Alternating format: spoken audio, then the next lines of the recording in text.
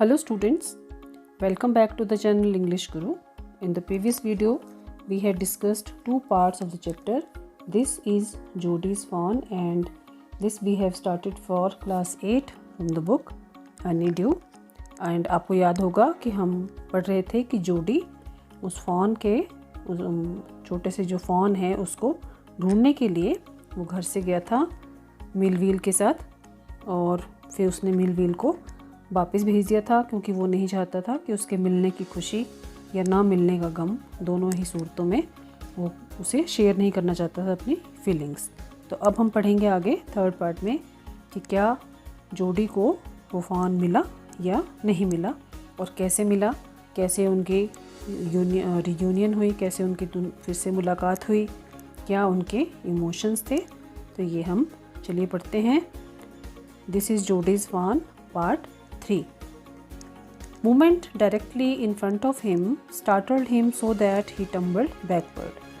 अब वो आपको याद होगा हमने उसमें पढ़ा था कि जोडी छोटे छोटे खुरों के निशान ढूंढ रहा था क्योंकि उसे याद था कि जो हिरनी का बच्चा था वो अपने चारों पैरों के बल रेत पर गिरा था। तो उस रेत में जोडी छोटे छोटे खुर जो थे फॉन के उनके निशान ढूंढने लगा क्योंकि रात की बारिश ने शेरनी और बजर्ड पक्षियों के पदचिन्हों को छोड़कर बाकी सारे निशान धो डाले थे। अब ठीक उसके सामने हलचल हुई। Movement directly in front of him startled him so that he tumbled backward. उससे एकदम वो चौंक गया और पीछे की ओर लुढ़क गया। The fawn lifted its face to his. हिरन के बच्चे ने अपना चेहरा उसके चेहरे की ओर उठाया। It turned its head with a wide, wondering motion and shook him through with the stare of its liquid eyes. हिरन के बच्चे ने जब उसकी ओर देखा तो उसने एक अत्यंत आश्चर्यजनक गति के साथ अपना सिर घुमाया और अपनी आँखों की टकटकी से, आँखें जिसमें जो लिक्विड हैं मतलब उसमें चमक है, थोड़ा तरल सा है, गिली गिली सी आँखें हैं और एक टकटकी से उसने जैसे जोडी को देखा तो उससे मानो जोडी जैसे हिल गया हो अंदर तक। It was quivering. बच्चा जो था वो कांप रहा था। It made no effort to rise और रन। तो बच्चे ने दौड़ने की अथवा उठने की कोई कोशिश नहीं की। Jody could not trust himself to move. Jody को अपना हिलने डुलने का विश्वास नहीं हो रहा था, मतलब वो एकदम जड़वत हो जाते हैं बिना मूवमेंट के। वो वहाँ खड़ा रह गया टकटकी लगाए। He whispered it's me. तो वह फुसफुसाया, ये मैं हूँ। The fawn lifted its nose scenting him. हिरन के बच्चे ने अपना नाक ऊपर को उठाया और उसे सूंघा। He reached out one hand and laid it on the soft neck. तो जोडी ने अपना एक हाथ आगे फैलाया और उसकी कोमल गर्दन पर रख दिया। The touch made him delirious. उसके स्पर्श ने उसे बहुत मानो जैसे एक्सट्रीमली वो एक्साइटेड हो गया। उसके अंदर एक झुरझुरी सी दौड़ गई उसको टच करने से उसे जो फीलिंग हुआ। He movement forward on all fours until he was close beside it. फिर वह अपने हाथों पैरों के सहारे तब तक आगे बढ़ता गया जब तक कि वह उसके पास नहीं पहुंच गया। किसके पास? फॉन के पास। He put his arms around its body. उसने अपनी भुजाएं उसके शरीर के चारों ओर डाल दी। A light convulsion passed over it but it did not stir. तो एक हल्की सी कंपन हिरन के बच्चे के शरीर में हुई पर ये हिला नहीं। कन्वल्जन होता है शिवर, जैसे कांपना, कंपकपी। ही stroked its side as gently as though the fawn were a china deer and he might break it. उसने उसकी पसलियों को इस प्रकार से कोमलतापूर्वक सहलाया जैसे वो बच्चा चीनी मिट्टी का बना हो और वो कहीं उसे तोड़ ना बैठे। Its skin was very soft. इसकी त्वचा बहुत ही कोमल थी। It was sleek and clean and had a sweet scent of grass. तो ये बहुत ही चिकना था, चिकना मतलब बहुत सॉफ्ट, स्मूथ, चमकीला था और उसमें से घास की मधुर सी एक गंध आ रही थी, मीठी सी, बहुत साफ़ सुथरा था वो बच्चा फान का। ही रोज स्लोली एंड लिफ्टेड द फान फ्रॉम द ग्राउंड। वह मतलब जोड़ी धीरे से उठा और उसने बच्चे को, फान को धरती से ऊपर उठा लिया। इट्स लेग्स हंग लिम्पली। उसकी टांगें लचकीले ढंग से लटक रही थी क्योंकि जोड़ी से वो पूरी तरह से उठाया नहीं जा रहा था। ठीक है। They were surprisingly long and he had to hoist the fawn as high as possible under his arms. उसकी जो टांगें थी वो कुछ ज़्यादा ही लंबी थी। सरप्राइजिंगली मतलब आश्चर्यजनक ढंग से लंबी थी। उसे हैरानी हो रही थी क्योंकि वो इतना छोटा सा बच्चा था और उसकी टांगें बहुत लंबी थी उसके हिसाब से। तो उसने उस शावक को मतलब फान को अपनी भुजाओं के नीचे जितना संभव हो सका उतना उसे उठा लिया। He was afraid that it might kick and bleed at sight and smell of its mother. जोडी को भय था कि कहीं वह फान अपनी माँ को, मतलब मरी हुई माँ को देखकर या उसकी गंध से, उसकी खुशबू से वो उसे दुलत्ती मार सकता था, या ब्लीड होता है आवाज़ निकालना, मिमियाना, तो वो मिमिया सकता था। He skirted the clearing and pushed his way into the thicket. उसने साफ की हुई भूमि के किनारे किनारे चला और जंगल में से अपना रास्ता बना दिया। It was difficult to fight through with his burden. तो उसे उठाकर जंगल में से निकलना थोड़ा सा कठिन था। The fawn's legs caught in the bushes and he could not lift his own with freedom.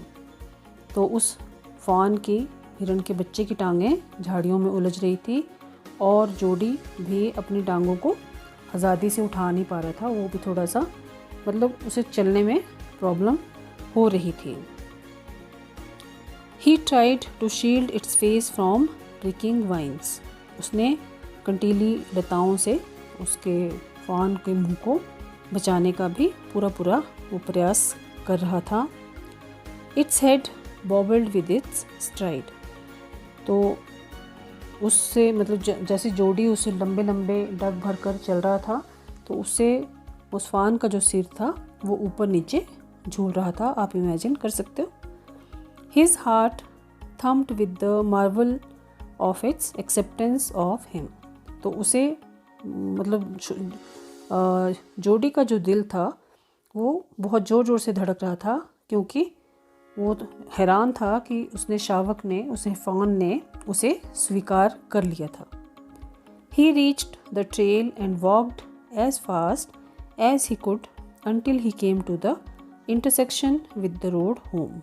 तो वह आम रास्ते पर, मतलब जो नॉर्मल जो रास्ता था वहाँ पहुँच गया और जहाँ तक संभव हो सके तीव्र गति से चलने लगा जब तक कि वो घर की सड़क के मोड़ तक पहुँच नहीं गया। मतलब तब तक वो उसे उठाकर चलता रहा जहाँ से उसके घर का रास्ता शुरू होता। He stopped to rest and set the fawn down on its dangling legs. तो वह आराम करने के लिए रुका और उसने फॉन को, हिरण के बच्चे को, उसकी लटकती हुई टांगों पर नीचे टिका दिया, खड़ा कर दिया। It wavered on them. It looked at him and bleated. तो वो शावक अपनी टांगों पर आगे पीछे लड़खड़ाया सा, ठीक से खड़ा नहीं हो पाया। फिर उसने जोडी की ओर देखा and bleated. Bleated means मिमियाना। He said and chanted, I will carry you after I get my breath. तो जोडी को लगा कि वो उससे कुछ कह रहा है। जोडी ने उसे कहा कि मैं तुम्हें उठा लूँगा, थोड़ा मुझे मतलब सांस तो लेने दो, मैं थोड़ा सांस लेने के बाद तुझे उठा लूँगा। He remembered his father saying that a fawn would follow if it had first been carried. उसे अपने पिता की कही हुई बात याद आई, यदि एक हिरण को पहले थोड़ा उठाकर चला गया हो, मतलब पहले उठाया गया हो, तो बाद में वो आपके पीछे आता है। It would follow you. So he startled away slowly. तो वो धीरे धीरे चलने लगा। कौन? जोडी। The fawn stared after him. fawn उसकी ओर टकटकी लगाकर देख रहा था। He came back to it and stroked it and walked away again. तो वो वापस आया और उसने वापस आकर उसकी ओर आया और उसे थपथपाया और फिर से चल पड़ा। थपथपाना ताकि उसे लगे कि वो उसको मतलब साइन एनिमल्स को प्यार करने का ये तरीका होता है। स्ट्रोक्ड इट मीन्स थपथपाया एंड वॉकड अवे अगेन, और फिर आगे चल पड़ा। It took a few wobbling steps toward him and cried piteously. तो वो थोड़ा सा लड़खड़ाता हुआ उसने थोड़े कदम भरे और फिर बड़े पिटियसली मतलब जिसे सुनकर दया आ जाए ऐसे वो चिल्लाने लगा। It was willing to follow him, वो उसके पीछे आकर उसको मतलब उसको फॉलो करना चाहता था, उसका अनुसरण करना चाहता था। इट बिलोंग्ड टू हिम, तो ये उससे अपना, ये उसका अपना था, मानो ये उससे संबंध बना चुका था। It was willing to follow him, it was his own, ये उसका अपना था। ठीक है। He was light headed with his joy, Jody प्रसन्नता के कारण अब कुछ सोच नहीं पा रहा था। ही वॉन्टेड टू फॉन्डल इट, वो इसे लाड लड़ाना चाहता था, इसे प्यार करना चाहता था। फॉन्डल होता है जब आप बच्चों से जैसे प्यार करते हैं। To run and romp with it, romp means play, वो उसके साथ दौड़ना और खेलना चाहता था। To call to it and come to him, वो उसे साथ आने के लिए पुकारना चाहता था। He dared not alarm it, लेकिन उससे मतलब वो ऐसा करके उसे अलार्म इट मतलब उसे फ्राइटन या डराना नहीं चाहता था। He picked it up and carried it in front of him over his two arms, तो उसने उसे उठा लिया और अपनी दोनों भुजाओं पर सामने रखते हुए उठाकर ले चला। It seem to him that he walked without effort, ऐसा लग रहा था उसे मानो वो बिना किसी प्रयास के ही चल रहा हो, ज़्यादा उससे मतलब थकावट नहीं हो रही थी, आराम से चल रहा था। His arms began to ache and he was forced to stop again, अब उसकी भुजाएं दर्द करने लगी थी और उसे पुनः रुकना पड़ा, वो विवश हो गया रुकने के लिए। When he walked on, the fawn followed him at once, जब वो फिर आगे बढ़ा तो अब हिरन का बच्चा तुरंत उसके पीछे चलने लगा। He allowed it to walk a little distance, then picked it up again, तो वो उसे थोड़ी दूर तक चलने देता, फिर उसने उसे फिर से उठा लिया। The distance home was nothing, अब घर का फासला कुछ भी नहीं रहा था। He could have walked all day and into the night, carrying it and watching it follow, तो वो मतलब पूरा दिन पूरी रात उसे उठाकर ले जाते हुए तथा इसे पीछे आते हुए पैदल चल सकता था। He was wet with sweat, but a light breeze blew through the June morning, cooling him, वो पूरा पसीने से तर हो गया था, पर जून मास की प्रातः के समय एक हल्की मंद पवन चल रही थी जो उसे ठंडक, कूलिंग मतलब उसे ठंडक प्रदान कर रही थी। The sky was as clear as spring water in a blue china cup, तो आकाश इस प्रकार साफ था जैसे कि चाइना कप में कि नीले कप में चश्मे का मतलब स्ट्रीम का पानी भरा हो, spring water. He came to the clearing, जहाँ मतलब साफ था क्षेत्र, जैसे जहाँ लोगों ने खेती बाड़ी की होती है वो साफ क्षेत्र में आता है, तो वो वहाँ आ पहुँचा। It was fresh and green after the night's rain, तो रात की बारिश के बाद वहाँ का जो वातावरण था वो ताज़ा और हरा भरा हो गया था। He fumbled with the latch and was finally obliged to set down the fawn to manage it, तो वो सिटकनी लैच होती है जो चिटकनी लगी होती है वो उससे fumbled with the latch and was finally obliged to set down the fawn to manage it, तो सिटकनी से संघर्ष करता रहा और अंत में इस पर काबू पाने के लिए उसे मृग शावक को नीचे उतारना पड़ा, मतलब वो घर पहुंच गया, दरवाज़ा खोलने की कोशिश कर रहा था सिटकनी के लिए, वो यहाँ पे वो रेफरेंस दिया है। Then he had an idea, he would walk into the house, into Penny's bedroom with the fawn walking behind him, फिर उसे एक विचार आया कि वो घर के अंदर चला जाएगा, पेनी उसके पापा का नाम है, उनके सोने के कमरे में, और जो फॉन है वो उसके पीछे पीछे चला आएगा। But at the steps the fawn walked and refuse to climb them, पर सीढ़ियों पर मृग शावक थोड़ा मतलब पीछे हट रहा था वो, और उन पर चढ़ने से वो घबरा रहा था। ठीक है, अनविलिंग था वो, मतलब उसे चढ़ना नहीं आ रहा था। He picked it up and went to his father, तो उसने उसे फिर उठा लिया और अपने पिता के पास पहुंचा। पेनी ले विथ क्लोज्ड आइज, पेनी आंखें बंद करके अभी भी लेटे हुए थे। पेनी उसके पापा हैं। जोडी ने तो जोडी कॉल्ड पा लुक, जोडी ने पुकारा पापा देखो। Penny turned his head, Penny ने अपना सर घुमाया। Jody stood beside him, the fawn clutched hard against him, Jody उसके पास खड़ा था और वो फॉन, हिरन का बच्चा, वो उसने कसकर उसे जकड़ा हुआ था। It seemed to Penny that the boy's eyes were as bright as the fawn's, Penny को लगा कि बालक की आंखों में हिरन के बच्चे की आंखों जैसी ही चमक थी। He said I am glad you found him, उसने कहा मुझे खुशी है कि तुमने इसे खोज लिया। Jody then went to the kitchen, Jody फिर रसोई में गया। The fawn wobbled after him, fawn डगमगाते हुए उसके पीछे पीछे चल रहा था। A pan of morning's milk stood in the kitchen safe, तो सुबह के जो दूध का बर्तन था वो रसोई की अलमारी में वो रखा हुआ था। किचन सेफ मतलब किचन में जो अलमारी होती है। The cream had risen on it, इस पर मलाई आ गई थी। He skimmed the cream into a jug, उसने मलाई को उतार दिया, जग में डाल दिया। He poured milk into a small gourd, तो उसने दूध को एक छोटे से गोड होता है बर्तन जैसे बनाया, कमंडल टाइप होता है सूखा सा लकड़ी का, उसमें डाला। He held it out to the fawn, वो उसने मृग शावक, वो जो हिरन का बच्चा है उसको मृग शावक भी बोलते हैं, वो उसके सामने रख दिया। It butted it suddenly smelling the milk, तो दूध को सूंघते सूंघते अचानक उसे वो उससे टकरा सा गया। It saved it precariously from spilling over the floor, उसने दूध को मतलब फर्श पर बह जाने से एकदम से बचा लिया, मतलब पकड़ लिया।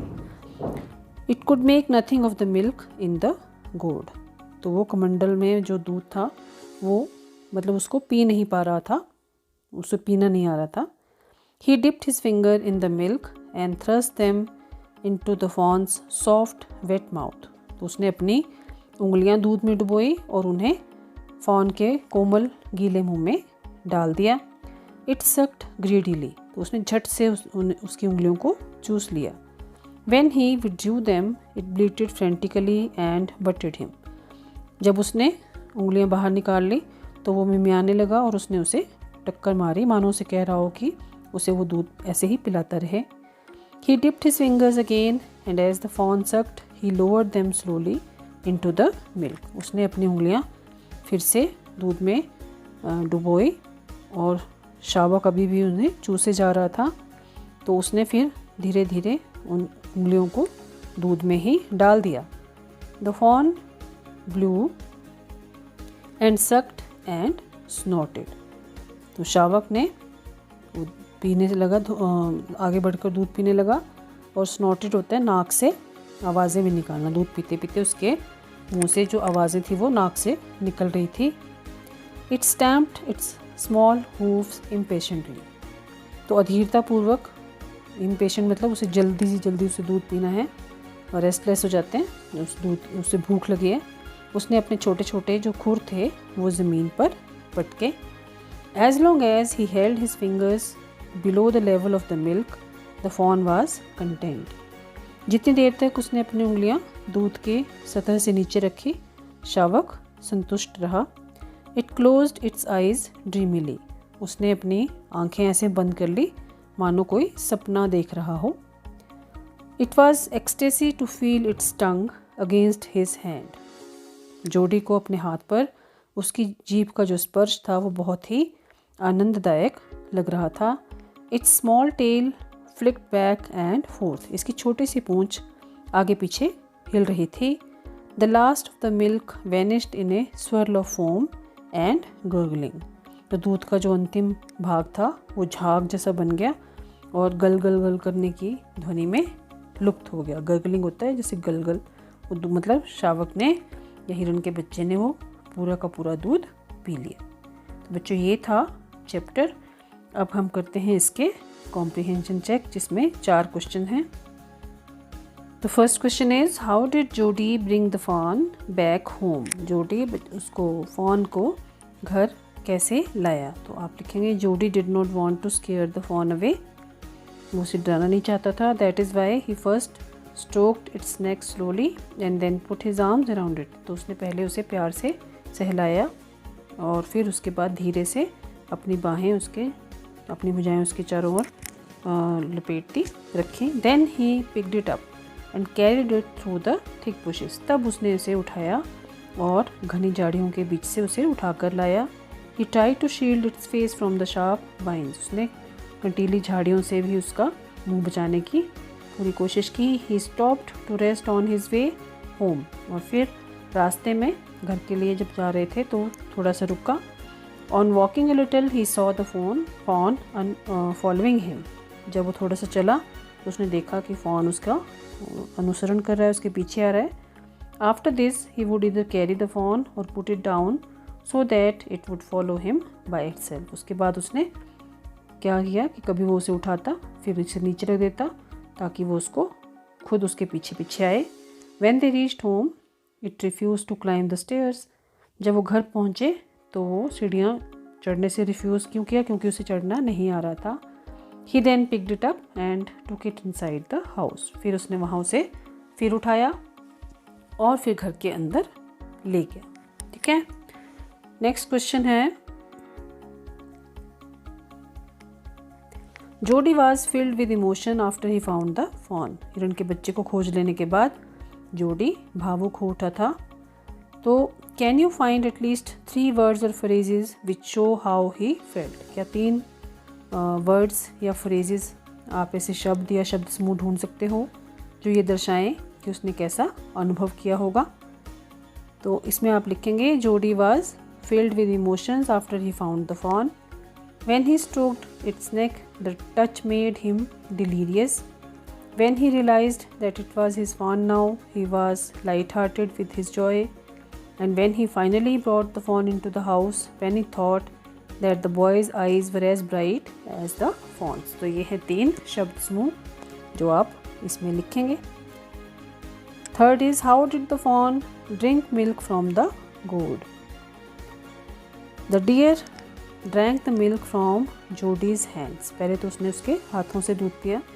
When Jody gave milk to the fawn in a gourd, it butted it suddenly, smelling the milk and not knowing what to do with the milk in the gourd.